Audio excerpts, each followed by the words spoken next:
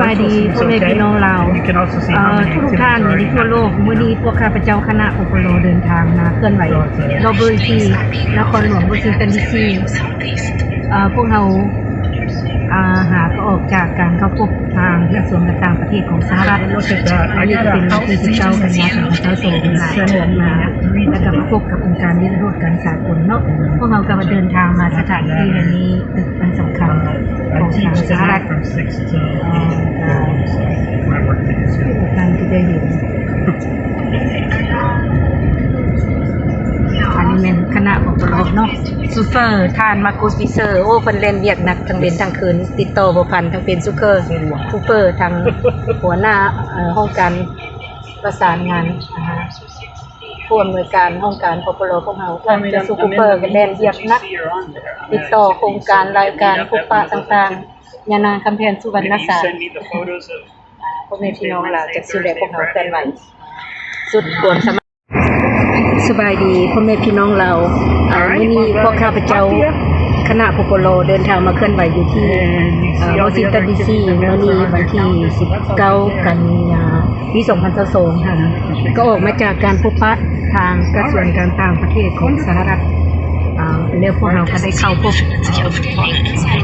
ทางองค์การนิรโทษกรรมนอกพวกท่านจะได้เห็นทางด้านหลังนี่แม่นหัวสภาใหญ่สหรัฐอเมริกาพวกเรากายมาบางทีเนาะพวกเรากำลังจะเดินทางไปพบกับผู้แทนสภาต่ำจากนั้นก็แม่นผู้แทนสภาสูงเซนัตเดี๋ยวพวกเราก็เต็มรายการเลยนะพวกท่านจะเห็นท่านมาคูสปิเซอร์ทั้งเป็นซูเปอร์ทั้งเป็นผู้กำกับหัวหน้าของการศูนย์กลางปปลพวกเราในการติดต่อประสานงานนี่เป็นท่านคูเปอร์เป็นผู้ติดต่อกะเทียมอีเวนต์ต่างๆการพบปะต่างๆยานางคำแพนสุวรรณสารก็ได้เข้าร่วมเคลื่อนไหวในในนามประธานปปลสหรัฐอเมริกาข้าพเจ้าเองในนามประธานปปลโลกอันนี้พ่อแม่พี่น้องเราก็จะได้เห็นการเคลื่อนไหวของพวกเราสุดความสามารถที่พวกเราเฮ็ดเพื่อช่วยประชาชนลาวทั้งชาติที่กำลัง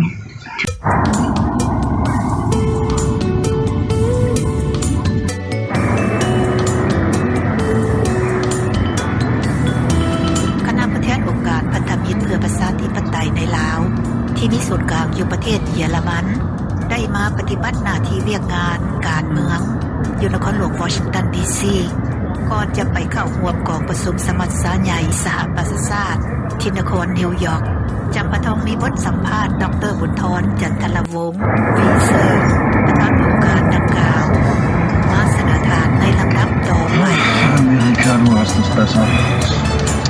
คณะผู้แทนพันธมิตรเพื่อประชาธิปไตยในลาวที่มีศูนย์กลางอยู่ประเทศเยอรมันนำโดยดร.บุญธร จันทลวงศ์วีเซอร์ผู้เป็นประธานได้มาปฏิบัติหน้าที่เวียกงานการเมืองอยู่นครหลวงวอชิงตันดีซีสหรัฐอเมริกาในมื้อวันที่19กันยายนนี้ก่อนที่จะไปเข้าร่วมกองประชุมสมัชชาใหญ่สหประชาชาติที่นครนิวยอร์กในมื้อต่อมาคณะผู้แทนได้พบพ้อกับเจ้าหน้าที่กระทรวงการต่างประเทศสหรัฐอเมริกากับองค์การนิรโทษกรรมสากลกับเจ้าหน้าที่ของการสมาชิกสภาต่ำและสภาสูงสหรัฐซึ่งเบื้องต้นดร.บุญธร จันทลวงศ์วีเซอร์กล่าวต่อวิทยุเอเชียเสรีถึงจุดประสงค์และเป้าหมายของการมาปฏิบัติงานครั้งนี้ว่าข้าพเจ้าพร้อมด้วยคณะขององค์การพันธมิตรเพื่อประชาธิปไตยในลาวที่เดินทางมานครหลวงวอชิงตันดีซีครั้งนี้แม่นพวกเรามีจุดประสงค์พบกับเจ้าหน้าที่กระทรวงการต่างประเทศของสหรัฐพบกับบรรดาการจัดตั้งองค์การบ่ขึ้นกับรัฐบาลที่สำคัญของสหรัฐและก็พบกับเจ้าหน้าที่ของผู้แทนสภาต่ำและผู้แทนสภาสูงของสหรัฐในการพบพ้อ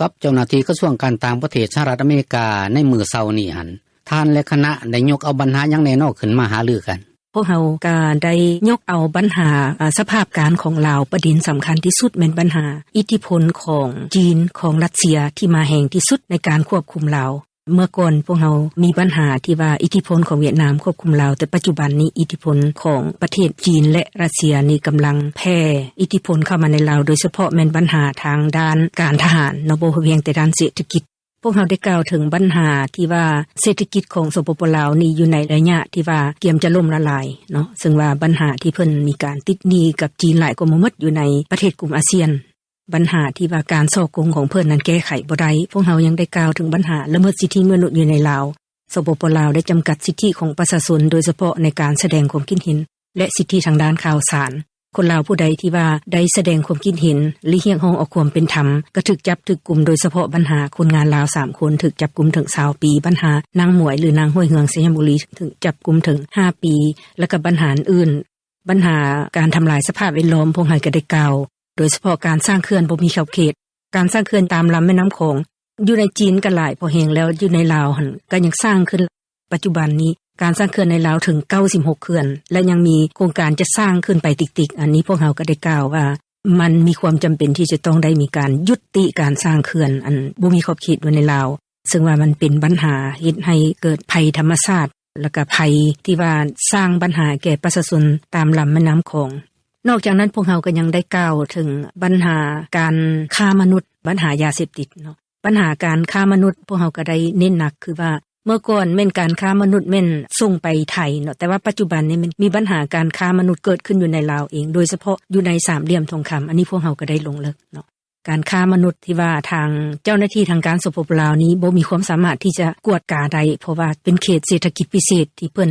ปล่อยให้จีนมาเป็นผู้ควบคุมสถานที่ดังกล่าวนั้นนอกจากนั้นพวกเราก็ดังได้มีข้อเสนอสำคัญต่อทางกระทรวงการต่างประเทศคือเรียกร้องให้ทางสหรัฐจำกัดหรือว่าสกัดกั้นอิทธิพลของจีนของรัสเซียที่กำลังมาแห่งที่สุดควบคุมลาวในปัจจุบันแล้วก็เรียกร้องให้เพิ่นทักท้วงในใดเนาะที่ว่าเวียดนามพยายามบีบลาวบ่ให้เกิดการเปลี่ยนแปลงไปสู่ประชาธิปไตยนี่พวกเราเรียกร้องว่ามีความจำเป็นที่จะต้องปล่อยให้คนลาวมีสิทธิเสรีภาพให้มีประชาธิปไตยจึงสามารถปกป้องประเทศของตัวเองได้เนาะนอกจากนั้นพวกเราก็ได้มีข้อเสนอที่ว่าให้เพิ่นผลักดันผู้นำสปป.ลาวที่ทางการสปป.ลาวได้ไปเซ็นสัญญาต่างๆกับสากลจะแม่นสนธิสัญญาว่าโดยสิทธิมนุษย์กับสหประชาชาติกับเมื่อบ้านและก็บ่ปฏิบัติอย่างตัวจริงเวลามหาสากลก็มาตัวสากลว่าเพิ่นแก้ไขแต่ตัวจริงละบีบคั้นประชาชนอยู่ในประเทศเพิ่นมาหาการจับกุมก็ยังถูกจับกุมแล้วก็บ่มีผู้ใดได้ถูกปล่อยตัวในนั้นก็แม่นคนงานลาว3คนนางหมวยนางเฮืองและผู้อื่นอันนี้พวกเราก็ได้เสนอให้เพิ่นเอาจริงเอาจังเรื่องนี้พร้อมกันนั้นก็แม่นว่าปัญหาการช่วยเหลือของเพิ่นก็คือของสากลที่ส่งไปลาวพวกเราก็ได้แสดงความขอบอกขอบใจที่สหรัฐได้ช่วยคนลาวโดยเฉพาะลูกหลานลาวสาวหนุ่มนักเรียนเนาะที่ว่าได้อาหารการกินที่เพิ่นช่วยข้าเจ้าก็ภูมิใจพวกเฮากันในนามประชาชนลาวก็มาขอบอกขอบใจเพิ่นแต่ว่าน่าเสียดายที่ว่าการช่วยเหลือบางอย่างก็บ่ถึงประชาชนอีหลีเนาะนอกจากนั้นพวกเฮาก็มีการเสนอให้เพิ่นเฮ็ดใดในการช่วยเหลือของวิธีสากลมันต้องให้ไปถึงประชาชนและเฮ็ดใดจะต้องผลักดันทางการลาวต้องยอมปล่อยให้องค์การบ่ขึ้นกับรัฐบาลที่เป็นอิสรภาพบ่ได้อยู่ภายใต้การควบคุมของภาครัฐนั้นมีสิทธิ์เคลื่อนไหวอยู่ในลาวอย่างเป็นทางการใดบ่ว่าแต่องค์การบ่ขึ้นกับรัฐบาลของลาวเองหรือของสากลก็ต้องให้มีโอกาสได้ไปเคลื่อนไหวอยู่ในลาวนับทางองค์การนิรโทษกรรมสากล Greenpeace และอื่นๆอันนี้พวกเราก็ได้มีการเสนออันสำคัญพวกเราก็ยังได้เรียกร้องให้ทางสหรัฐร่วมกับองค์การนานาชาติผลักดันให้จำกัดหรือว่าให้ยุติการสร้างเขื่อนที่บ่มีขอบเขตอยู่ในลาวให้ขอให้เพิ่นเอาใจใส่นอกจากนั้นก็ได้เสนอให้ทางสหรัฐร่วมกับสากลจัดตั้งกรรมการสากลไปกวดกาปัญหาการค้ามนุษย์ปัญหายาเสพติดและก็ปัญหาการฉ้อโกงอยู่ในลาวเพราะจะปล่อยให้แต่เจ้าหน้าที่ทางการสปป.ลาวแก้ไขมันเพิ่นเห็นบ่ได้แล้วต่อปัญหาต่างๆที่ว่าท่านเว้าถึงเนาะเจ้าหน้าที่กระทรวงการต่างประเทศมีความเห็นคือแนวใดเนาะท่านเนาะเพิ่นก็ได้เอาใจใส่จดจ่อรับฟังข้อมูลของพวกเฮาข้อมูลต่างๆที่นั้นเพิ่นก็จะนํไปกวดเบิ่งและเพิ่นก็ว่าในขั้นต่อไปเพิ่นมีโครงการอันใดที่จะมีการเคลื่อนไหวเกี่ยวกับปัญหาในลาวเพิ่นก็จะมีการพัวพันประสานงานกับพวกเฮานอกจากนั้นก็โครงการอันใดที่ทางด้านการช่วยเหลือต่างๆอันนี้เพิ่นก็จะมีการค้นคว้าตามข้อเสนอพร้อมกันนั้นรัฐบาลของสหรัฐเพิ่นก็มีการไกล่เกลี่ยเรื่องปัญหาสิทธิมนุษย์ผ่านมาเพิ่นได้มีการไกล่เกลี่ยกับทางการสปป.ลาวปี2016ปี2019และปี2022นี้เพิ่นก็จะมีการไกล่เกลี่ยปัญหาสิทธิมนุษย์ในลาวคือกันมื้อนี้คณะพวกท่านก็แม่นได้เคลื่อนไหวเบิดมื้อหลังจากไปกระทรวงการต่างประเทศแล้วก็ยังได้พบพ้อกับเจ้าหน้าที่องค์การนิรโทษกรรมสากลนึงเนาะท่านเนาะท่านพอเว้าสู่ฟังได้แน่บ่เนาะถึงปัญหาที่ท่านยกขึ้นในการพบปะกับผู้อำนวยการองค์การนิรโทษกรรมสากลประจำสหรัฐครั้งนี้พวกเราก็ได้ยกปัญหาละเมิดสิทธิมนุษย์ในลาวได้ร่วมกับเพิ่นโดยเฉพาะก็แม่นปัญหานางหมวยหรือนางห้วยเฮืองสยามบุรีพวกเราถือว่าเป็นประเด็นสำคัญ เพราะว่าลาวก็เป็นแม่หญิงลาวผู้หนึ่งที่ว่ากล้าหาญในการมาเรียกร้องต่อทางการสปปลาวให้ไปช่วยเหลือประชาชนที่ถูกภัยน้ำท่วมแต่ว่าเราถูกจับกุมเราก็เป็นแม่เลี้ยงลูกผู้เดียวลูกน้อยๆเนาะอายุ4ปีก็ถูกจับไปถึง5ปีเป็นเรื่องที่ว่าให้มนุษยธรรมที่สุดพวกเฮาก็เสนอทางองค์การนิรโทษกรรมว่าจะต้องได้เฮ็ดโครงการเพื่อช่วยนางหมวยหรือนางห้วยเฮืองสัญญบุรีนี้ได้ถูกปล่อยตัวแล้วก็ปัญหาละเมิดสิทธิมนุษย์ในลาวนี่มันก็เป็นเรื่องที่ร้ายแรงที่สุดโดยเฉพาะมันจำกัดสิทธิทางด้านการแสดงความคิดเห็นในสื่อสังคมออนไลน์ต่างๆมันไผแสดงความคิดเห็นอันใดที่เป็นลักษณะเรียกร้องเอาความเป็นธรรมเรียกร้องเอาสิทธิมนุษย์ล้วนแล้วแต่ถูกปราบปรามหรือสิจับไปคู่ปัญหาหลายอย่างที่พวกเราได้เสนอทั้งหมดเนาะบ่ว่าแต่กระทรวงการต่างประเทศก็คือองค์การนิรโทษกรรมพวกเฮาก็ได้มอบข้อมูลให้พวกเพิ่นอย่างลงไหลก่อนสิมีการสัมภาษณ์นี้เนาะทั้งคณะพวกท่านก็ได้ไปพบพ้อกับเจ้าหน้าที่ของการสภาต่ำของสหรัฐอเมริกาเนาะอยู่ในหันคณะพวกท่านได้ยกปัญหาหยังดอกเนาะพวกเฮาก็ได้ยกปัญหาสิทธิมนุษย์อยู่ในลาวกล่าวให้เพิ่นทราบเพิ่นก็ภูมิใจที่พวกเฮาได้รายงานการปกครองอยู่ลาวที่เป็นเผด็จการคอมมิวนิสต์พรรคเดียวจำกัดสิทธิประชาชนอย่างร้ายแรงประเทศลาวเป็นประเทศที่ว่าโลกบ่ฮู้หลายก็เลยฉวยโอกาสกดขี่ประชาชนตัวเองจำกัดสิทธิร้ายแรงที่สุดพวกเฮาก็ได้เสนอเพิ่นว่าจะต้องมีวิธีการที่ผลักดันให้ทางการสปปลาวยอมแก้ไขปัญหาละเมิดสิทธิมนุษย์อยู่ในลาวหลังจากไปห้องการของสมาชิกสภาตามแล้วทั้งคณะพวกท่านก็ได้ไปห้องการสมาชิกสภาสูงเนาะท่านได้ยกปัญหาหยังเนาะคือเนาะพวกเฮาได้ยกปัญหาการทำลายธรรมชาติอยู่ในลาวโดยเฉพาะได้ย้ำอีกปัญหาสร้างเขื่อนบ่มีขอบเขตเนาะเป็นปัญหาใหญ่ที่สุดในโขงเขตลำแม่น้ำโขงประชาชนบ่เพียงแต่คนลาวเขตลำแม่น้ำโขงประชาชน50ล้านกว่าคนนะได้รับผลกระทบอยู่ในลาวสร้างมา96เขื่อนแล้วแผนการสร้างเขื่อนไปติ๊กๆทางหน้าการสร้างเขื่อนนี้เฮ็ดให้เกิดภัยพิบัติหนักน้ำท่วมทุกปีทุกแห่งแล้วยามแล้งน้ำแห้งเป็นอันตรายที่สุดสำหรับประชาชนเท่าถึงปัจจุบันยังบ่มีองค์การใดที่สามารถจำกัดเรื่องการสร้างเขื่อนอยู่ในลาวได้การสร้างอยู่จีนนะมันก็หลายพอแฮงแล้วมาสร้างอยู่ลาวพวกเฮาก็ได้ย้ำถึงปัญหาอิทธิพลจีนต่อปัญหาเศรษฐกิจอยู่ในลาวซึ่งว่าบ่ได้คำนึงถึงปัญหาการทำลายธรรมชาติและก็การเหยียบย่ำสิทธิมนุษย์ของประชาชนก็ร้ายแรงหลังจากปฏิบัติหน้าที่เวียกงานการเมืองอยู่นครหลวงวอชิงตันดีซีนี้แล้วคณะผู้แทนองค์การพันธมิตรเพื่อประชาธิปไตย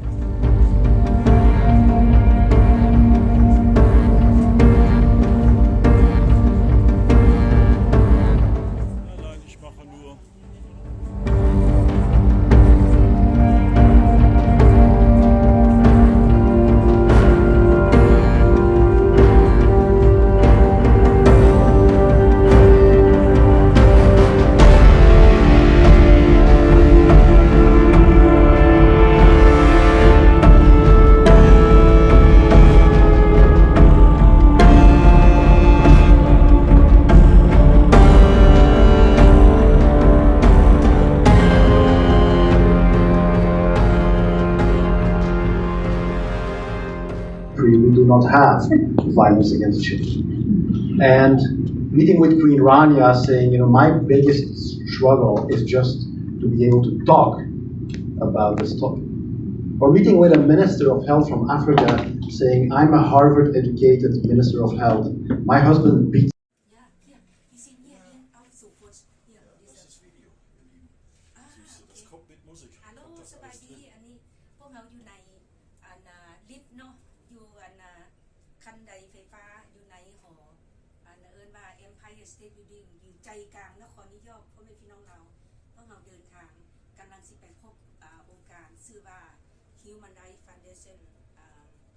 มูลนิธิสิทธิมนุษย์เป็นองค์การจัดตั้ง NGO ที่ใหญ่อยู่ในโลกเป็นองค์การจัดตั้งที่เคลื่อนไหวต่อสู้ต้านเผด็จการและพวกเฮาก็สิไปแห่งนั้น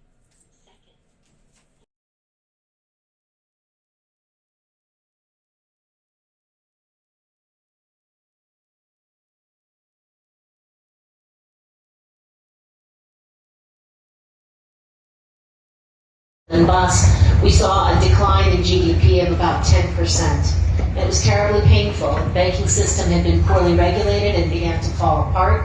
The currency devalued some 50% because it had previously been held to a fixed exchange rate by the outgoing regime. And we had just come out of the Maidan, the Revolution of Dignity, and so the country was under enormous pressure. We didn't have a military. The previous regime had destroyed the military, and so we had many volunteers going to try and defend. And everything needed to be turned around. We needed to not only kind of build from the ground up, regulate the banking system, shutting half of them down. In fact, about 150 banks got shut down in that. Who gets fixated on a very stupid idea and then doesn't give up. And so I think there's some very stark things that the expert community, the international community has to think about the ways in which we've told ourselves a story about the efficiency of authoritarianism, about the efficiency of these rising states, or in Russia's case, perhaps not rising, but continuing a long tradition across multiple empires, and the ways in which they would adapt in the 21st century. And perhaps the adaptation is not as strong as we thought. Perhaps the adaptation actually is kind of a hollow shell. And then I just wanted to say a couple of the things here, more schematically, I understand that the situation is definitely very grim. The situation is very serious. I think we do need to talk about the details of the seriousness and be prepared to respond to them, because that's the only way we can in a serious technical sense. At the same time, I want to underscore that I think out of this war and the fact that Ukraine is winning this war will come enormous potential to transform this region most immediately, and with it, I think a lot of dynamics at the global level. At the regional level, I think obviously the first thing is that Ukraine has to win. They simply have to, and I don't think there's any question about that. I don't think there's any question in my mind that Ukraine can. So making the resources available is the first priority. When that happens, there is a big shift that will now come in the regional order in Europe and in Eurasia. This overwhelming dynamic post-Cold War, in which there were various attempts to include Russia, to integrate Russia into regional orders, at the same time as Russia was building its own alternative order through the CSTO, through the SCO. These things are going to close. We're going to close that chapter of history. That relationship between Russia and Europe is not going to be the same. And there are going to be, with that, great opportunities, I think, for Ukraine, for Moldova, for the South Caucasus, potentially, if they want to be there, for Belarus. Certainly the people of Belarus want to be there. Whether the regime does, I don't know. To rewrite this regional order in a way that is more democratic. And we can have another wave of democracy. And I think that's a testament to the Ukrainian people, to be frank. We wouldn't be here if the Ukrainians hadn't done what they've done. And I think we should grab it. I think for the global perspective, I would also urge people to see that this shift away from accepting the fate of European, in particular, dependence on Russian gas, which has been an overwhelming dynamic for the last 30 years, but accepting now, acknowledging that that chapter is also closed, is a tremendous potential opportunity to transform the whole energy dynamic on a very, heavy energy consumption continent in Europe, and with that, to help us meet our energy goals, to help us avert some of the consequences of climate change. This is something that we can do. So I really think that the message out of this war is that democracies can do it. We don't have to accept the fate that we seem to have been resigning ourselves to over the last, 5, 10 years, saying, eventually we'll all be overtaken and sort of swallowed by this more malicious kind of authoritarian set of systems. We can actually do this. So let's go do it. Let's not hold back. Let's dive in and embrace it. Thank you. Yulia, I want to get your take on that. You gave us a glimpse of the work that you're doing and your colleagues are doing to sustain critical services through this period of crisis and conflict. Are you also seeing in this longer-term opportunities to continue some of the work of reform and transformation that your fellow panelists have alluded to here? Do you have the mental space to even think about the future in that way at this moment? And if so, where do you see those opportunities? Actually, I think, first of all, democracy must win. It's not, we have no other choice. Either we will, all fall down into the authoritarian regimes, or democracy prevails, win, and we can build, so to say, new geopolitical order. Because at this point of time, let's be honest, we don't have order. A strong man trying to invade neighbors. We can see it not only with Ukraine, but also with Taiwan and other countries in the globe. But coming back to your question, I think we have to do it in parallel, and we're doing it in parallel. First, we are fighting with the enemy.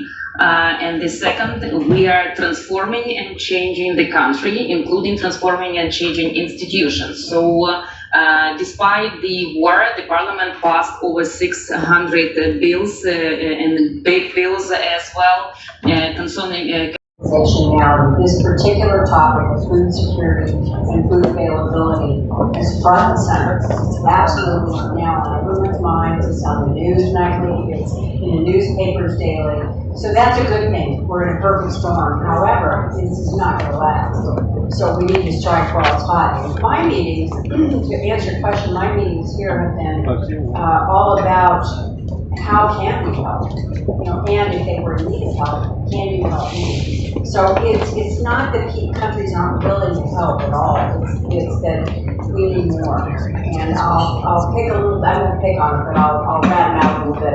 The Middle East could do more, quite frankly. They have not done enough, and a lot of this stuff that's occurring right now is in their backyard. So I'd like to see the Middle East step up and play a little more.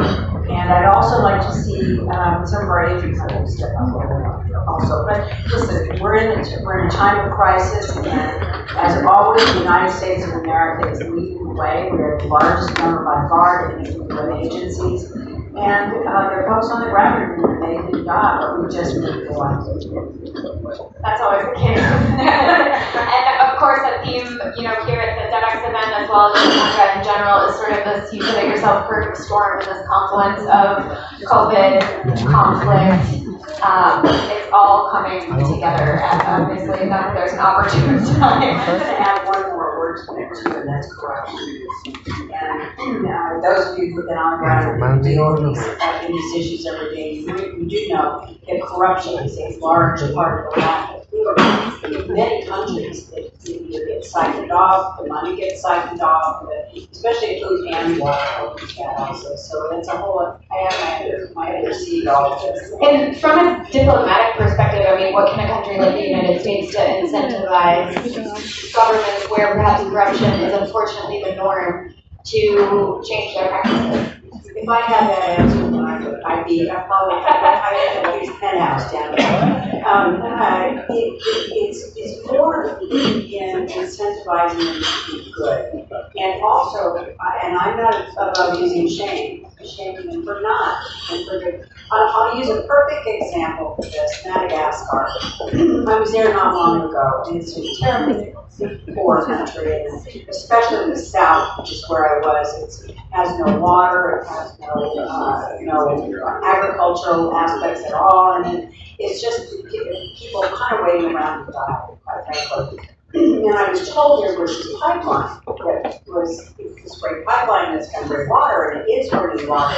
It's all green and half. And I didn't see any evidence of it. And so when I went back up for my meeting with the president, I asked him about this pipeline. Oh, this pipeline is flowing freely. We've got great water. It was a total lie. He just lied in my face about a pipeline for water. So I use that to say that there are many cases, and I'm not trying to point out that it's just Madagascar, it's not. But we have to call them out for that. And we have to call them out for not doing the right thing, especially when we have funding data. And, I feel like we heard it a little bit in the last conversation, talk about multilateralism, the future of that. And I also think we've been hearing a lot about the U.S. diplomatic power. Obviously, during the last U.S. administration, a lot of positions were changed. Folks, I'm sure, have opinions about whether that was for the good or the bad. But what do you say to people that think the U.S. power internationally is diminished, and you are no longer able to incentivize countries to commit or do this or do that or whatever? Well, I think we are well on the road back from obviously the State Department and the activities that the government was involved in. We're well on the way back because people are beginning to listen to us more. And I'm talking about a lot of the developing countries because that's really what we were. I also know that in the scheme of things as we go, that we do, let me back up for a second. The United States gives, the amount of money the United States gives to the UN system and to particularly WFP and some of the other ones is larger than the rest of the world combined. So that tells you where we're at and what we believe in and how we act. And I will never discount any State Department worker or any field worker in any way for not doing a fabulous job because they do. And so I think it's just been a matter of really showing our body and making sure people realize that we're back in a major way. And do you feel like that message is being received here this week in New York? I do. I think so. I think the President's done a remarkable job in explaining what's going on. Not only explaining what's going on, but explaining the needs that we're in the situation that we're in, especially with food and agriculture. And you mentioned that you were traveling recently. You're obviously out in the field quite a bit, although based in Rome. What do you hear most often from people on the ground? It's obviously clear when you're there, you're representing the United States. What are people asking you for? Humanity. They're asking for not only just food, the basic needs, food and water, but they're asking for humanity. We're in a terribly dire situation, not only in Ukraine. We cannot forget the rest of the world. I mean, Ukraine is kind of the shiny object right now because of what's going on. But we have countries right now, 4 or 5 countries that are literally on the brink of famine. That's more than serious. It's grave. And so when I see this and when I talk to people, when I travel, I can't look past the children's faces. I really mean this. I'm not being sappy about it. And that's what I see when I go to work in the morning and continue to work on these issues, because if we don't help, then who will? So it's such, for the United States of America, we're such a great country. We're so good at what we do, we believe in what we do. And humanity is a large part of that. You mentioned Ukraine. The last time you and I spoke, we were on the cusp of reaching a deal to get the grain out of Ukraine. That deal, of course, was reached. You've seen several tanker ships out of Ukraine, very carefully orchestrated deal. Some of those are, of course, going to Western countries. It's a commercial enterprise. People who are paying for it are getting it, obviously. But WFP has also had ships come out. The first one went to Djibouti. We've had a ship go to Yemen as well. What is the U.S. doing to ensure that that deal carries on in full force? We've obviously heard some rumblings that some players might want to blow it up. I think there's a lot of players that want to blow it up, and I also know that with obviously the UN and Turkey being involved, I think we can salvage it. I really do. I hope we can. I hope that the players that are involved in this see that for what it is. We can. This year's bad, and I know you all know this. This year's bad for food and for agriculture. Next year's going to be devastating, just because of the lack of it and the inability to plant. 70% of the agricultural fields in Ukraine are mined, and the equipment's mined, and the silos are mined. So it makes it very difficult to plant when you can't risk your life doing it. Yeah, and there's a bit of an information, so many different information wars, but with Russia essentially. Merging art and science together, and this is an image of the Moynihan train station, which is a great example of how we can preserve structures and give them a new life. We embrace technology, and we make beautiful things also sustainable. And we're committed to sustainability theory, and I think this, you probably know these, but we are in a period of time where we have already raised our temperature by 1.5 degrees. We know where we're going, it's not looking pretty, and we think that we have a role to play in the industry, and we're taking this seriously also. And extreme weather events that were called extreme weather events and 100-year events are no longer 100-year events, but they happen more frequently. And they have increased 4 times. It's unbelievable. They're going to become every 5-year event for us in our lifetime. And this also means that people have to move around. And it's crazy that 200 million people are estimated to be environmental migrants in the next 30 years. I mean, the scale of this is huge. And also, we know that with the changes to our climate, the health impacts are coming along with that. And we have about 250,000 deaths a year expected, as announced by the World Health Organization due to climate change. And I don't know if you know this fact, but this is mostly due to carbon emissions, and 40% of those carbon emissions come from the built environment, from your cities, from the materials we use, from the way the cities operate. So we take it very seriously that we have a role to play as architects, as engineers, as designers in this realm. So our question is, how can our designs respond? So we look at a couple of things. These are our commitments, and I would say that we're leading the industry. So we are actually, right now, a net zero carbon business with offsets this year. We're committed to becoming net zero operational carbon in 2030, and net zero carbon for all our projects in 2040. And some examples of these is, for example, we designed the first net zero operational energy building in the New York State. This is the PS62. And inside also reflects this kind of approach, and it's an innovative approach we're taking here. We're also not looking at just operational, but we're looking at the full carbon life cycle to make the biggest impact in every aspect we can in buildings, from extraction of materials to building use, electricity we use, and to what happens to our materials afterwards at the end of their life when we demolish a building. With that in mind, a good example is we work with zero materials that are, or materials that are lower carbon, such as the Village King Library in Long Beach. And you might see how these materials actually represent themselves also in our designs too, of creating a warmer design, as well as actually having radically reducing carbon in these buildings. And you see Merced as a larger scale campus. This is actually aiming to be a 000 campus with zero waste, zero carbon, and zero energy. And it's been a collaboration for 25 years. So some of these projects take long time. We have to set goals today to make those 2030, 2040 dates that we're talking about. And we're very proud of this collaboration. And actually last year, it was announced to be the first public university to achieve carbon neutrality in the United States. So this kind of innovative approaches and pushing boundaries is very critical to our work.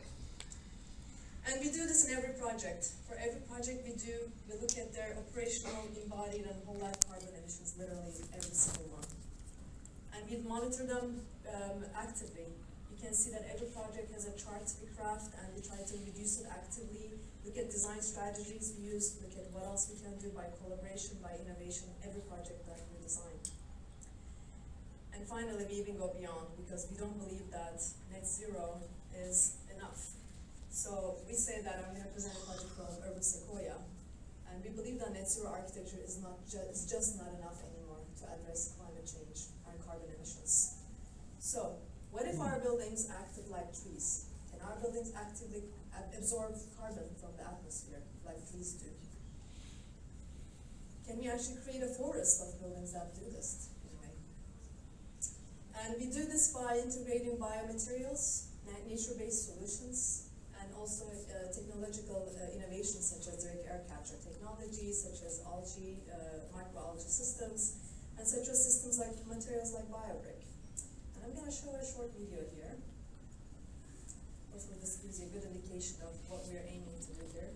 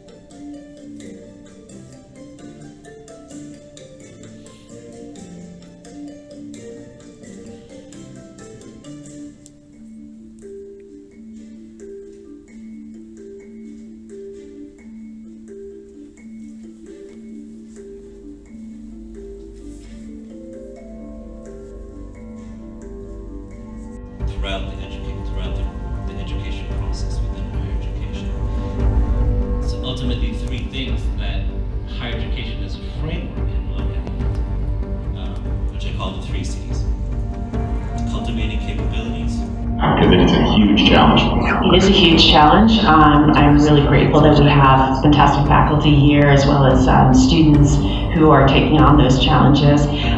It's actually interesting because the evolution of the CGA is also sort of representative of, we recognize that cyber is a massive threat, private sector, government, across the whole board. So we said we're going to start a new master's program. So we launched the new master's program in the fall of 2019. We have a wonderful faculty lead, Dr. Gorgos. And we are looking at cyber from the social sciences and from the policy side. The Tennant School of Engineering is really great at the computer science and the technical side, and we're saying, okay, we have to sort of understand, how do we think about policy prescriptions, how do we think about how do we consult with companies to be better prepared, how do we think about responses to cyber attacks.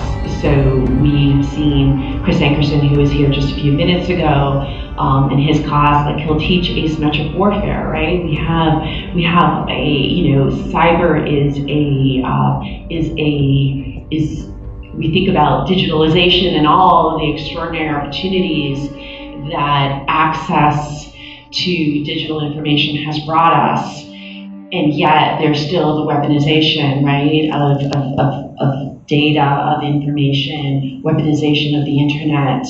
That is something that really needs greater attention and something that we're doing. And what we're seeing is that companies and governments are coming to us and they want to understand what can they be doing in order to be better prepared. And this is a constantly changing space. This is not something that you can build a curriculum and say, okay, we're done. This is a curriculum that is in constant sort of mode of iteration, which I think is also reflective of, in some ways, the flexibility that's required across the curricular and within higher education, because these challenges are so great. And when you were talking about making information available, one of the thoughts I was we still have hundreds of millions of people around the world that do not have access to electricity. How do we make sure that they have access to electricity? How do we make this not something that it's a given, that it's a human right, that it's, because think about education, health. So it's, we see this as, in the larger security realm, and we're doing it as we build the curriculum, what we teach in the classroom and what we do with our students. No, great, thanks. What we'll do is we can send it to people online and they can look at it.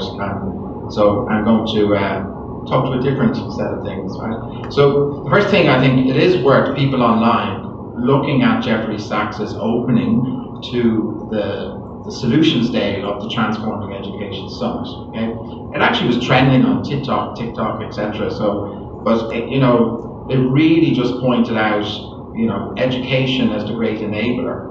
And even Guterres himself, when he addressed the youth at the end of the Youth Engagement Day, was very clear. If you want peace and security, what's the answer?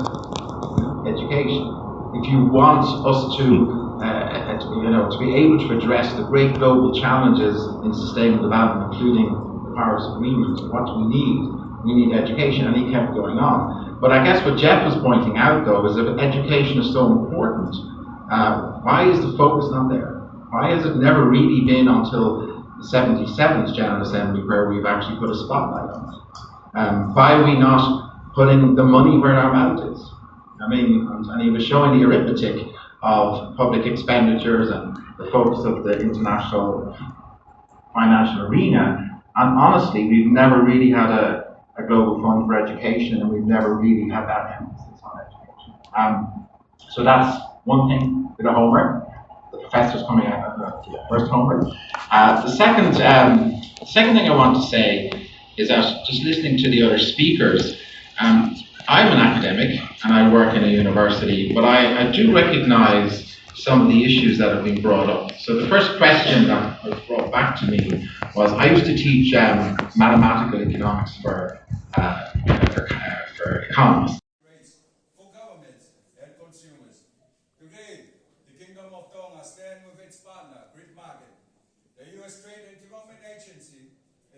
resilient partnership, and invites the global marketplace to participate in Tonga's accelerated transition to renewable energy and resilient infrastructure. We will achieve 100% renewable energy by 2045. In conclusion, it is our hope that our national energy partnership will help inform states around the world as we continue to learn from each other and adapt in the face of humanity's existential crisis. We hope that you'll join us. Mahalo. Thank you.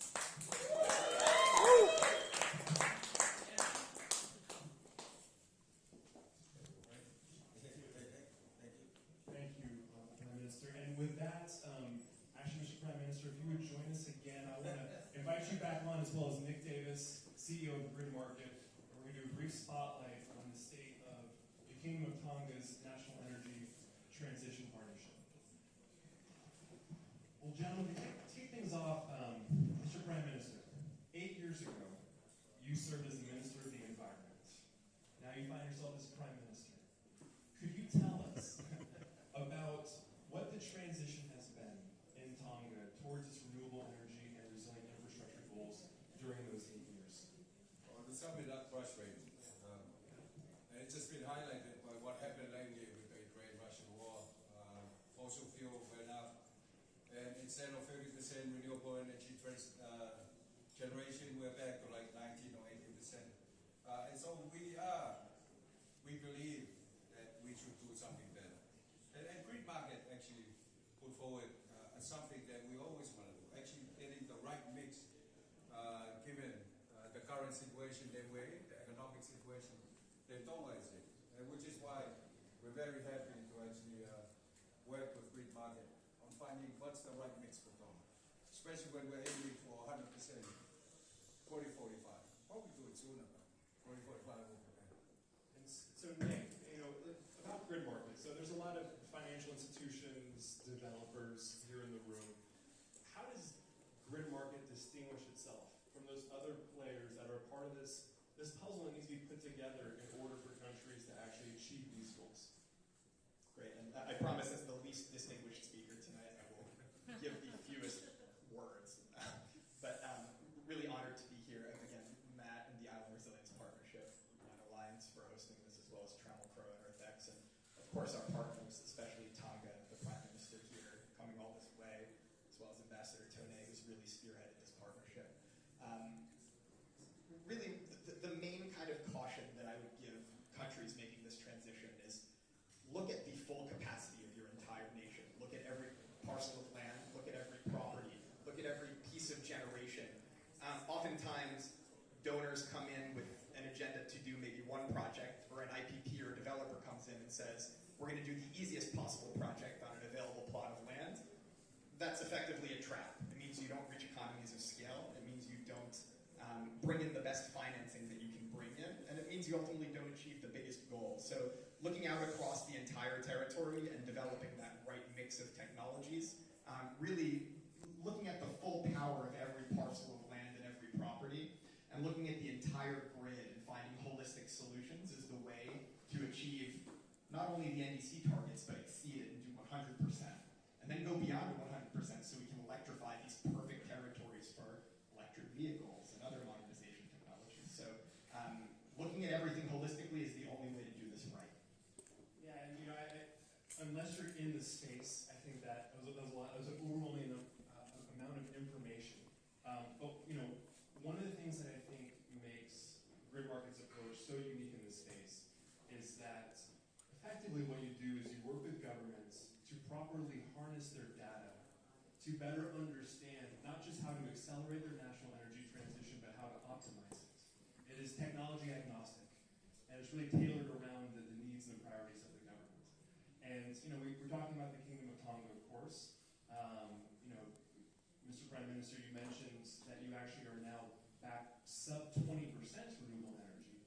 And was that a consequence of the tsunamis this past January? What has it led to that decrease of renewable energy penetration? To some extent, a lot of damages, about 28% of our GDP in terms of damage and loss from the tsunami.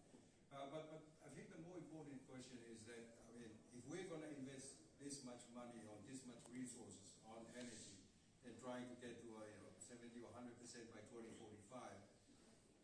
we are giving up some other stuff that we can do for the countries. So having grid market actually looking at all the possibility and the possibility of reducing the tariff, that's something that us politicians would like to know, because we have to sell that idea that the opportunity cost, the fact that we are not investing on other infrastructure but investing on energy, and the way we're investing is hopefully the best way forward given the limited resources that we have.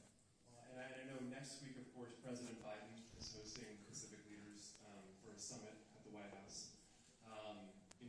This most recent American administration, a little more committed to addressing the climate crisis, both here in the U.S. and around the world.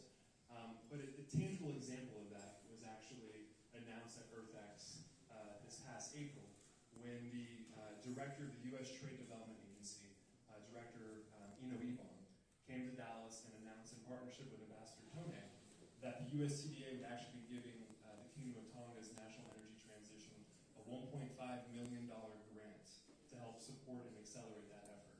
Nick, can you talk about the importance of those funds, not just the practical application of them, but what it represents and hopefully the future opportunities that the U.S. government will have in the Pacific working with governments and companies like Rainforests? Thank you, and I'll correct 1.8 million. But I think the reality is, in order to reduce some of the friction that results when you look across an entire country's energy profile, look at all possible projects, it's better to have some money spent up front, and folks like the U.S. Trade and Development Agency and others, the EDB in certain cases, other organizations that have been helpful, they really allow this cost to not be passed on to the country through the form of the tariff, and that's what typically happens. An IPP or developer comes in, they will do bespoke engineering work and grid studies, all those costs get passed on. In this case, USTDA has graciously taken those costs on in order to make sure that Tonga gets the best mix of energy and ultimately the best outcomes from their technology providers and their financing providers. So, what's very achievable here, and what's directly in everyone's line of sights, lower costs and tariffs, carbon objectives being achieved, and resilience, which people often forget about. Distributing the grid is one of the absolute key characteristics of this work. That's why you really have to look at this on a property-by-property basis as well. And Nick, I know there's several other representatives from small island developing states here. Is this USTDA grant program, is it scalable? Is this a one-off for the Kingdom of Tonga? Where does that stand? Yeah, this is accessible funding. The U.S. is really looking to invest and repeat this type of initiative. And I think with Tonga as really an anchor partner in the region for this work, the sky is the limit, and it's really just the beginning in terms of who can take advantage of these things. So. Mr. Prime Minister, some final words for our group here? Well, it's always great to actually have this face-to-face. As I mentioned to some of the colleagues down here, with the COVID-19, and finally having this opportunity to actually plead our case. The fact that we are under climate change, all the issues that we have, and the opportunity to actually work with grid market, to actually find something that will make a big difference in the Pacific, that hopefully we can replicate to other Pacific Island countries. I think it's a great opportunity, and we are certainly going to raise it with the White House when we have our summit next week. Excellent. Well, everyone, please join me in thanking the Prime Minister.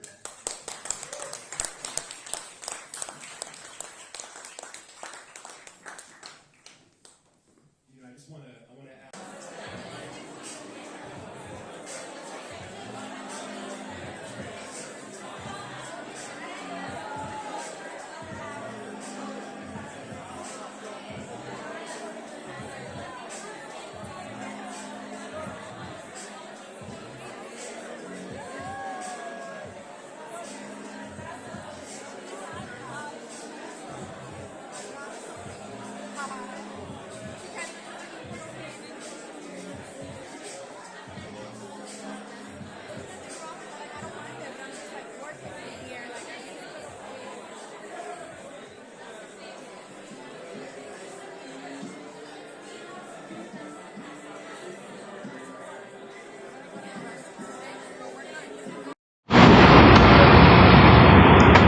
บายดีพ่อแม่พี่น้องลาวมื้อนี้ก็เป็นวันที่21เดือนกันยายน2022พวกข้าพเจ้าอยู่ในใจกลางนครหลวงนิวยอร์กกำลังจะเดินทางไปร่วมกองประชุมของสหประชาชาติเนาะแล้วก็เป็นกองประชุมของที่เอิ้นว่า think tank พวกที่นักเคลื่อนไหวพวกคิดที่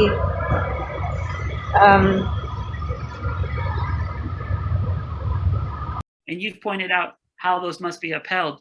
Now moving to our colleague in Laos, who's focusing on what's going on.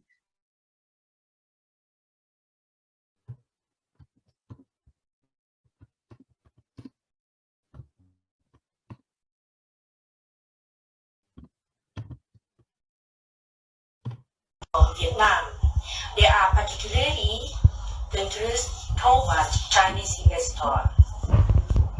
Their contracts are concluded at the free disposal of the country with a term to up to 99 years.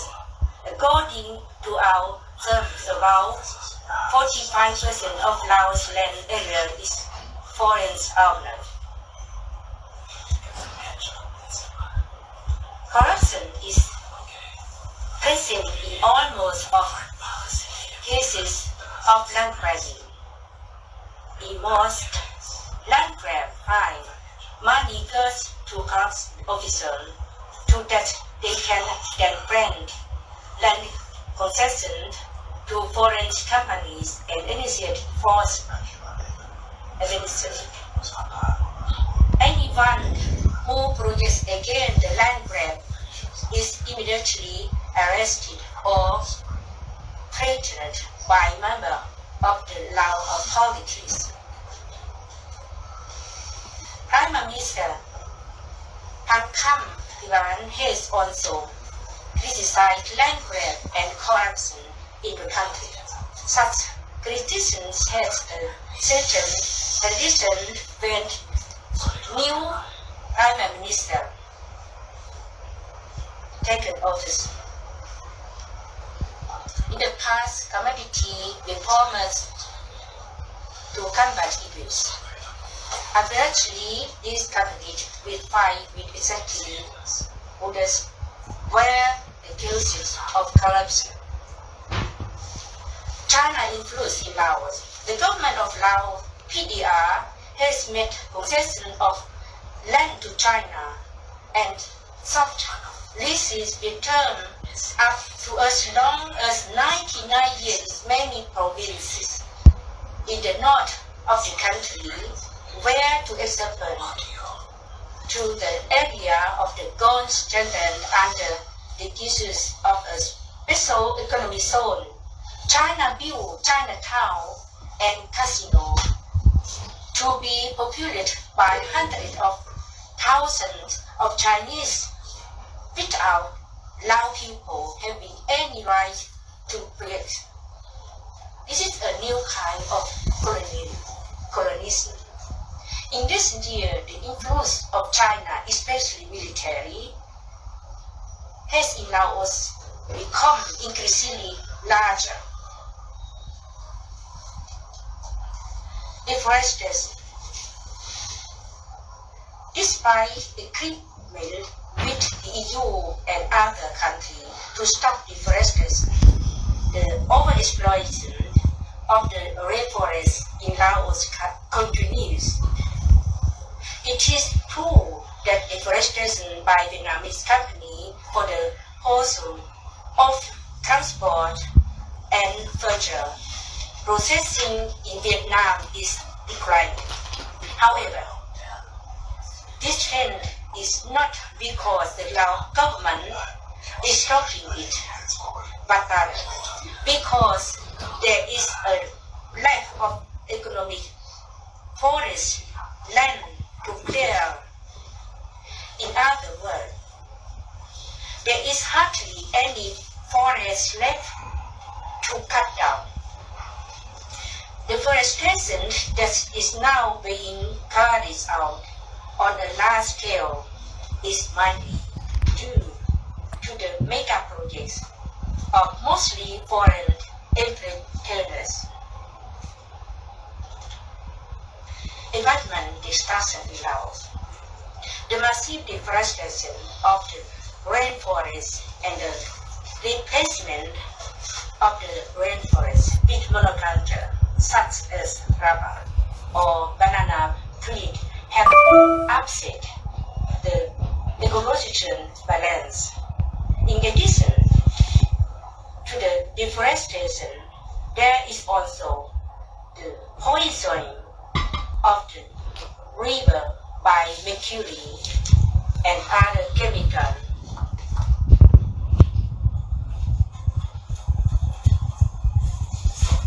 And the adequate budget disposal in Laos, more and more the budget is being disposed in the world, and this starts becoming a problem for the environment.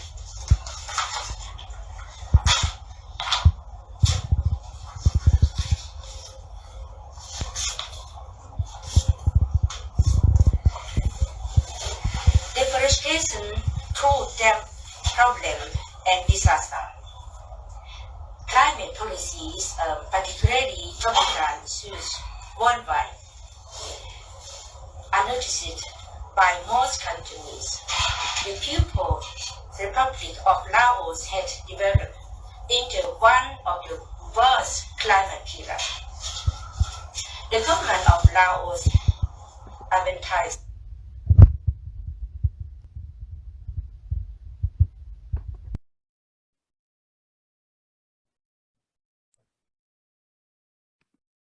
Thank you, Bounthone, for sharing the overall objectives of Alliance for Democracy in Laos to highlight the human rights violations, but also the UN Sustainable Development Goals.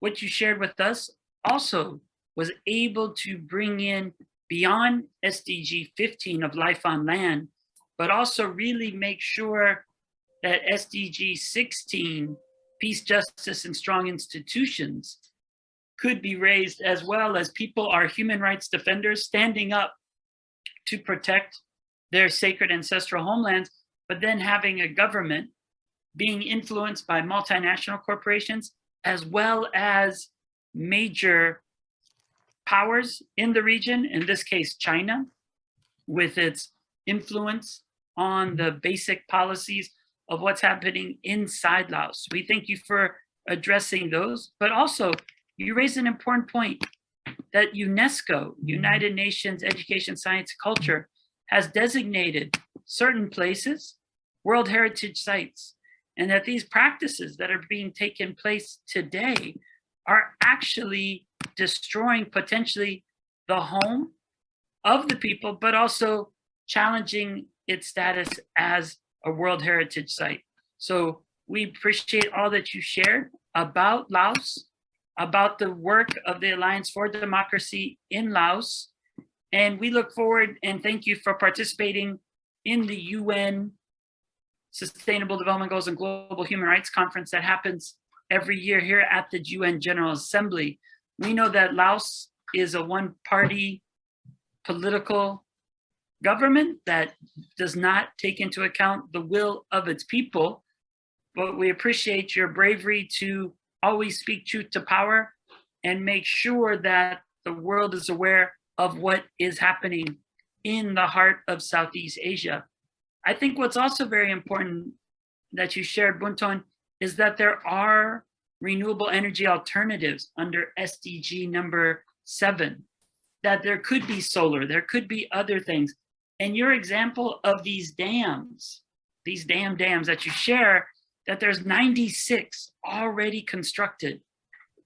And the sad part is where they're constructed, the people do not have any electricity. So it's definitely an extraction model where the energy that's being produced is not for the people there, but is being sent abroad. And so we appreciate the points that you raised. We think it's absolutely essential going forward that we can put pressure on China concerning the dams that they build upriver, but also to make sure that no more dams are built. And we also appreciate you for bringing up the case of Moy, I see her behind you there, a young woman who did nothing but actually ask the government to do the right thing for its people as they're being impacted by a dam that they didn't want in the first place. And for her writing on Facebook and sharing the concerns of the people who could not do that for themselves, has then been put in jail and has even been forced to leave her own child, and she can't take care of her child because they've imprisoned her. So we appreciate you for bringing SDG number 5 on gender equality and justice, but also SDG 16, that we have to have strong institutions in every country so that if people are standing up for their global goals and for human rights, that the government actually cooperates and does not actually infringe on those fundamental freedoms. So we thank you very much for raising and sharing that. And it's a point of reflection as we are commemorating the very important creation of the right to a clean, healthy environment adopted in the UN General Assembly, that when people are just standing up for this basic right, they have their right to life and also their basic human rights denied. And it reminds me of really what's at the essence of a movement that's with the right to a healthy environment, that's with the Aarhus Convention, and most recently the Escazú Agreement. We must come up and meet in ASEAN and in Asia to create a regional mechanism that upholds the right to free and public participation in environmental decisions that impact people's lives. We can see the Aarhus Convention has been adopted. It's exciting because now even Guinea-Bissau has adopted it. So we could look at pressuring, looking at the situation in Mongolia earlier and this situation in Laos. These governments, if they don't uphold the right to participate, the right to public information, and the right to be able to have a voice in public decision-making, that there's consequences that happen later that could have been avoided. And so we thank you both for sharing with us about Mongolia, as well as Laos, pointing out that these global goals matter to everyone, everywhere around the earth, and that we must all stand up together to take action to make sure that we can have a rights-based approach to development that includes the voice of the people who are directly impacted. So we thank you both for all the important work. We know you'll be involved here at the UN General Assembly, but also in Geneva this week. And we look forward to continue to make sure that we can reverse this trend of denying people the right to fresh water, the right to life and livelihood, and also all of the 17 global goals. Thank you very much. Thank you. Aloha. Aloha. Thank you again. Bye, Bounthone. Bye-bye. Thank you. Bye-bye. Bye, everyone.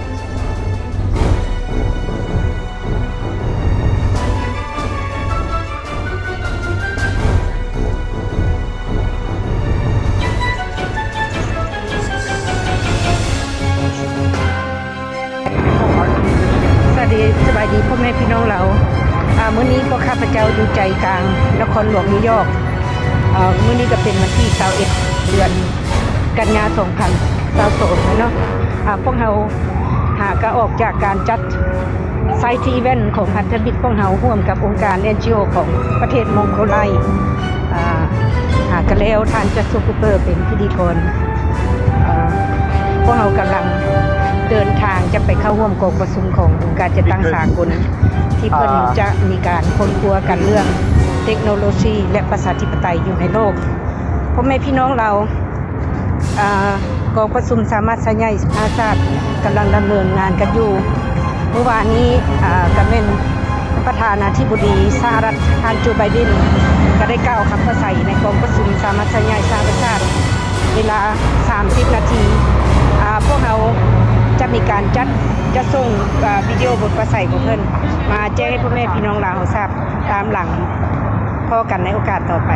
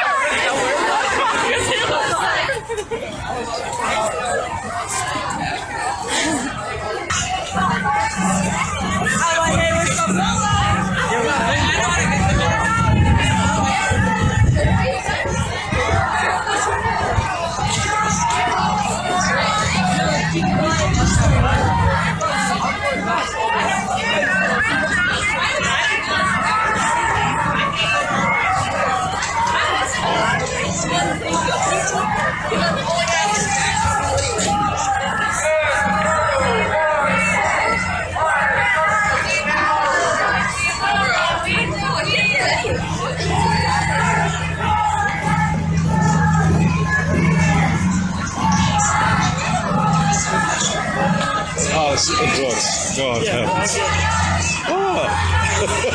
It's no stress. You don't need a film to do this for 2 hours. You can just do it when you have to do it when there's a good scene. My small handy rescued us all over time. What's good? I wish it was the rescue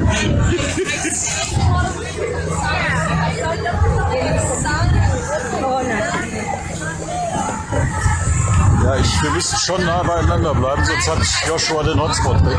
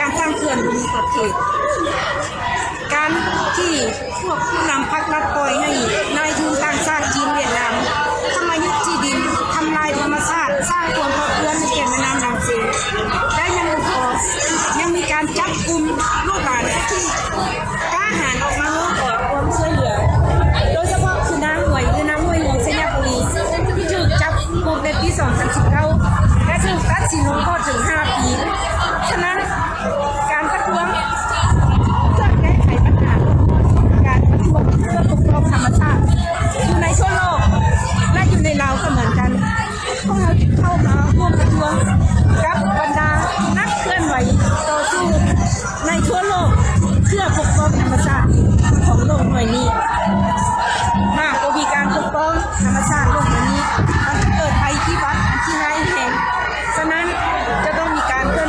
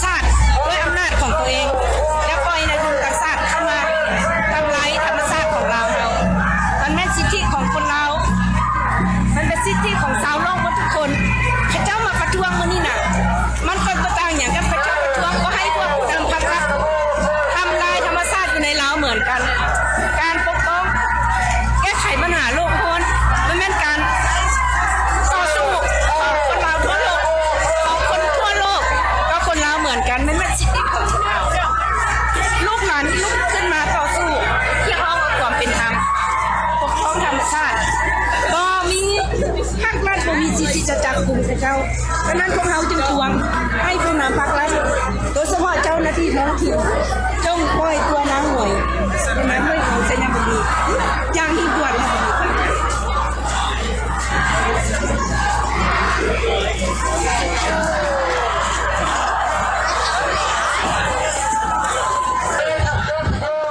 Hat sogar das Wappen aus meiner Region.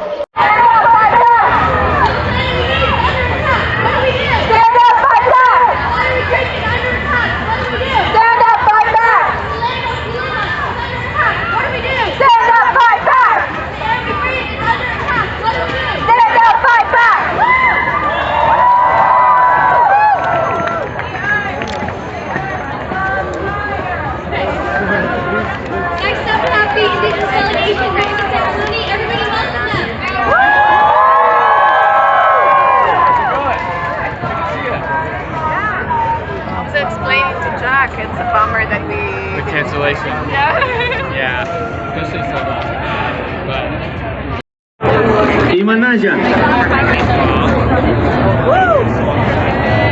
Hi, good evening. How are you feeling?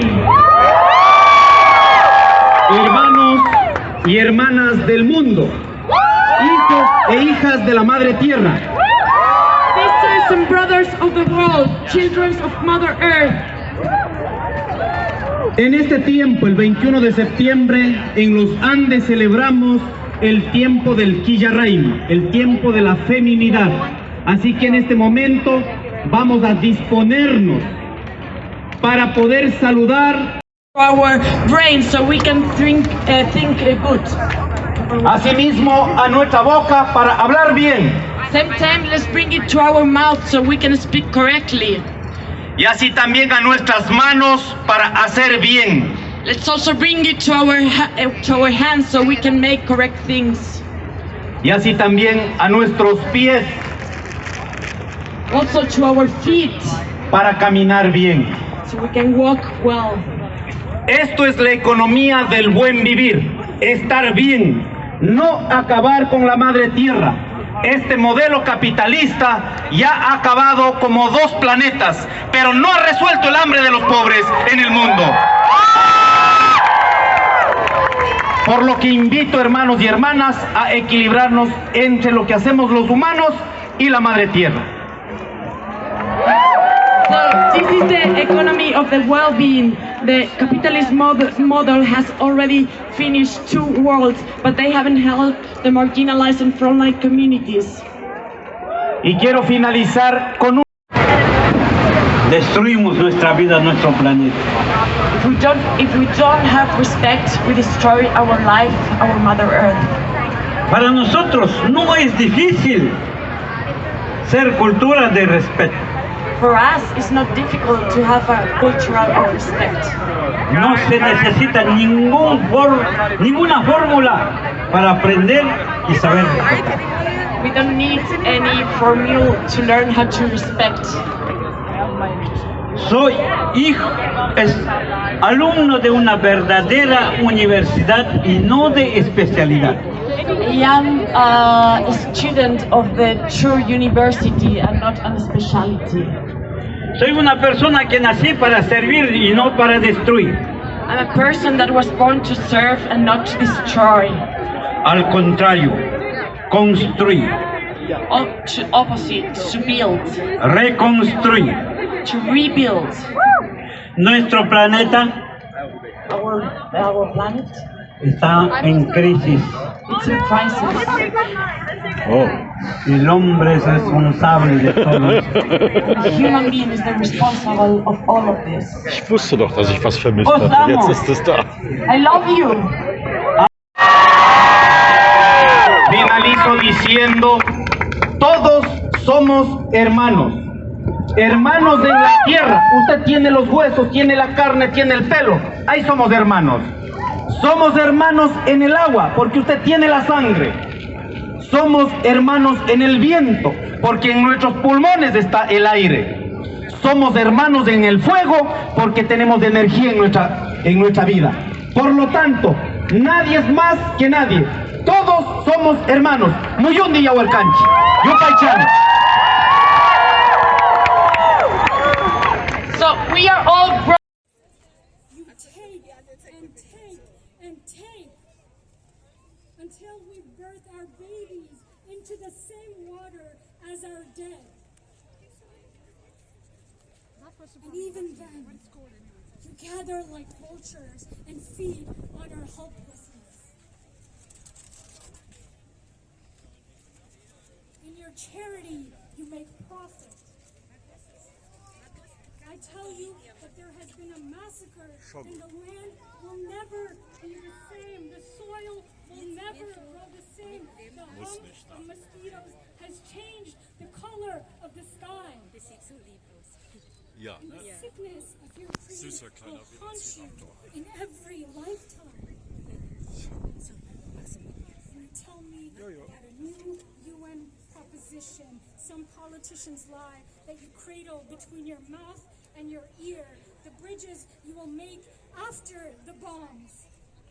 Aisha, you've got to be a little more practical. Aisha, Aisha, smile so they know you are not dangerous. And still, 100 dead. Are unstoppable! Another world is possible! We are unstoppable! Another world is possible! My name is Saad Amer. I'm a climate activist and I work to get people out to vote. Can I teach you guys a new chant? I said, can I teach you a new chant? Kill our planet? No, they won't. We are gonna vote, vote, vote. Kill our planet? No, they won't. We are gonna vote, vote, vote. Kill our planet? No, they won't. We are gonna vote, vote, vote. Woo! My family. There's no way we're going to do 100% by 2045 in Hawaii. What do I say? Well, this is what I said. I said, well, I'm not as smart as this guy, so we're going to do it anyway. And that is the answer for all of us. We're going to do it anyway. By the way, my foundation in Hawaii, the Blue Planet Foundation, passed a law in Hawaii, a mandate of 100% renewable energy. We projected that we were going to reach, 40% by 2030. We are already at 40%.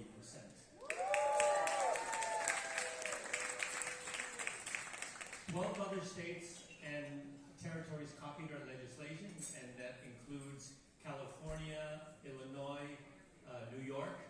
California, Illinois, New York make up more than half the population of this entire country. So we're halfway there. So that's what we're doing in the U.S. But I came to the realization that the U.S., we're only 6% of the population of the entire planet.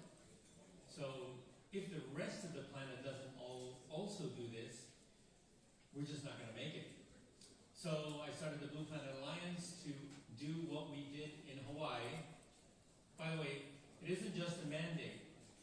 It's also about getting the utility on board. We changed the business model of the utility so they make more money by switching to renewables.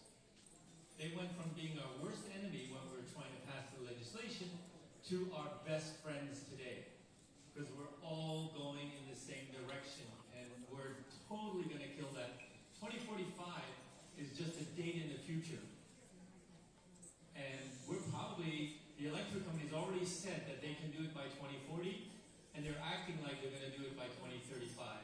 So the 2045 thing is just to get the ball rolling. It's far enough in the future that everybody can agree, yes, we can do it by then. By the way, 2045 is the 100th anniversary of the United Nations. What better time to fix everything than the 100th anniversary of the United Nations? So we started island hopping, and that's what we're doing today. We're doing what we did. We're doing what we did in Hawaii for other islands, and our first island was Palau. Thank you, Palau. And sorry, Guam. But I mean, Guam is a territory. It's not really a country. Sorry about that. Okay. Guam. We did Guam, Palau. Now we're moving across the Pacific. Last night we had a big event and Tonga said they were going to do it by 2045. Yeah. And I think next is Samoa, but we're going to move across the Pacific real fast and end up in the Caribbean, because that's next. You're next. You're on. We're ready. So I was at the COP26 in Glasgow, and I was thinking, these guys in the room, they negotiate. In their moment of glory, they passed the Paris Agreement. Is anybody in the world on the Paris? Are they on schedule? And the answer is no. Well, what's up with that? Well, part of the problem is that you've got a bunch of negotiators. They sit in a room, they agree to stuff, and then they all have to go home to their home country and convince the rest of the people in their country to do what they agreed to do. And they don't have the power or the clout. And so at the end of the day, I believe that without,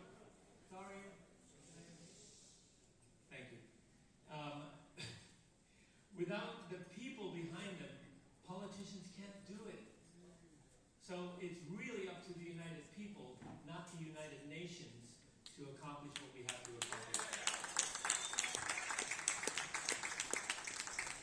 So the first thing that we're doing with the Alliance is we're getting all of the NGOs in the world together to form an alliance. Now, what I asked everybody, I went to NGO and asked them, so what do we need to fix about the world? And as many NGOs as I visited, and as many people as I talked to, that's how many things need to be fixed. It's like, are you kidding me? That's like, what about carbon-based fuel, which is my own? I said, well, that's just one of them. What about plastic in the ocean? What about,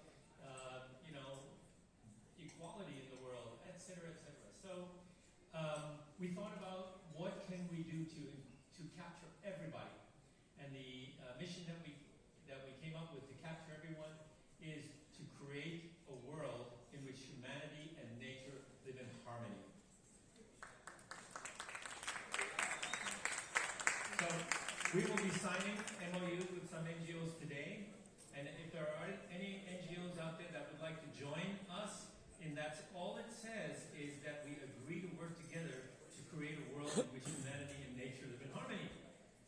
How hard is that? Come on. So sometimes people ask me, do you have hope? Like people feel like they're losing hope because they hear so much bad news. And my answer is, no, I do not have hope. I have determination. It's not hope when you're surfing and you fall off your board and the big waves are all around you. Hope is not going to save you. You have to be determined. I am going to make it. I'm going to swim to shore and survive. This actually happened to me. So I know this for a fact. It's determination that saves you, and it's determination that's going to save us. So I would like everyone to join me in saying, we are doing this. Can we go that? We are doing this. We are doing this. We are doing this.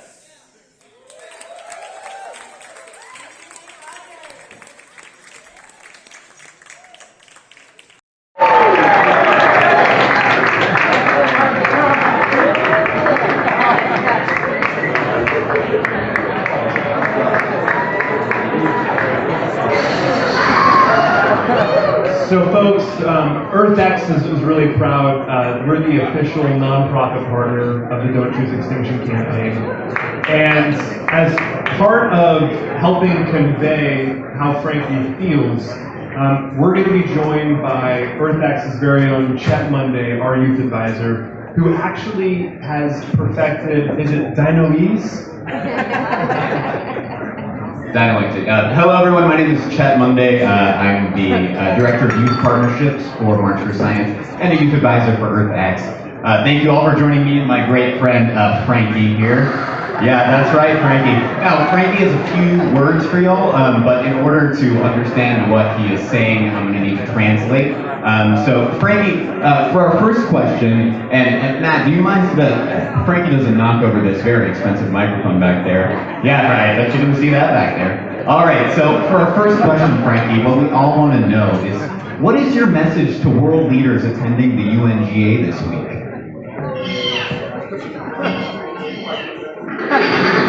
Got it. All right, so what Frankie just said, that he wants world leaders to stop subsidizing fossil fuels and to reinvest that money into a global green transition. That's right. Thank you, Frankie. Yes.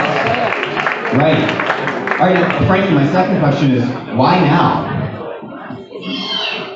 Wow. Okay, that was a long answer. He says that we're at a crossroads. If we don't change things now, it's going to go in the wrong direction. We actually had a report come out recently that said that there's a 48% chance that one of the next 5 years we will reach more than 1.5 degrees Celsius past industrial levels. Isn't that terrible? The past 7 years have been the hottest on record. And yes, Frankie said all of that with just one screech. Now, Frankie, for our final question, and we're all wondering, what is your message to all of these wonderful leaders, youth leaders, philanthropists, global change makers? What do you have to say to them?